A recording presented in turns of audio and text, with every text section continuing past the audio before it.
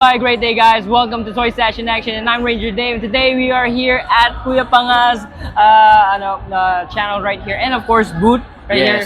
Kuis, I have a few questions right here. Can you walk me through on your entire booth right here for Hindi ko naman kailangan mag-English, di Hindi ba? naman, brother. Kasi I cannot English. So what we have here is a little bit of everything ang sinasalang ni Pang sa toy store ko. So anime, hindi mawawala, DC, Marvel, horror, Star Wars.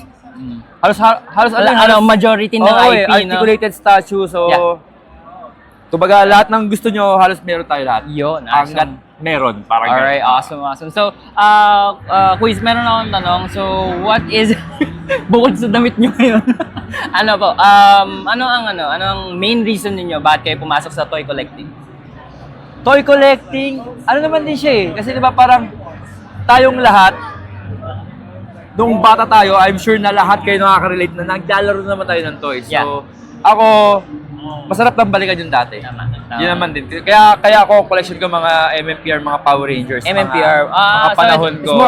it's more on Power Rangers, Super Sentai, Yes, mga yung mga ganon. So, MMPR boys ako, kaya Kaya pala may nakikita ko mga, alright. So, yun nakakapagpaalala sa akin nung kids pa ako, nung kabataan namin. And I think, hindi siya masyado na-mention sa mga videos ninyo that Hindi you sobra, actually collect. Yes. Diba? Yes, Yun yung difference between the regular sellers. Yes, oo.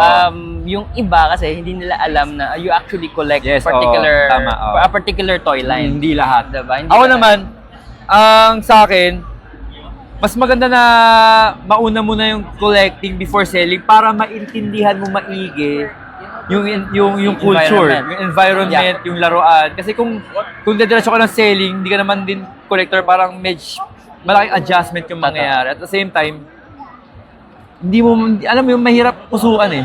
Yung maramdaman mo yung di ba? Yun siya. Yung iba kasi pagka collector perspective and then you have that seller perspective. It's very different. Magkalayo talaga siya. No offense sa mga seller na hindi collector, pero kumbaga sariling ko yun. Opinion lang naman. It's not against with anyone opinion. Kumbaga it's just a given factor. So, guys, meron akong hihingin sa inyo. Siyempre, there's a bunch of collectors. Huwag kong hingi pera sa akin, wala akong pera. Kahit piso lang. If I have one question, what is the best advice that you could give for newbie collectors or that want to go in the hobby? Para sa mga new collector na gustong pasukin ang pagko-collect ng toys, or sige, sabihin natin kahit ibang bagay na gusto nyo i-collect. Una, bumili ng yung kaya lang sa budget. Okay? Oo. Kasi una sa lahat, itong hobby na to, hindi siya matipid, hindi siya Tama. Mahal na hobby ang pagko-collect ng toys. It's a very luxurious collecting, yes, diba? So mas maganda, Hobby. unahin nyo muna yung mga necessity, food, shelter, o ano man mahalaga sa buhay nyo bago to. Ayun, kung may sobra kayo, go, collect nyo. Pangalawa,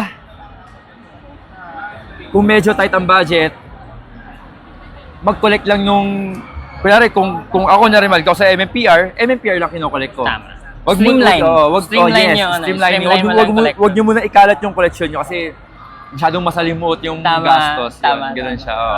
Alright, so thank you, boss. Thank you, brother. Yes, Thank you. Again, guys, you can check out sila Kuya Panga dito sa ToyCon here at 2025 until tomorrow, no? For yes, day until 3. tomorrow, 8 p.m. Ayun. Tapos, syempre, nakaganyan ka pa rin ba, Paps, bukas? Yeah. Hindi na. Last na to. Thank you so much, guys. So, see you at ToyCon.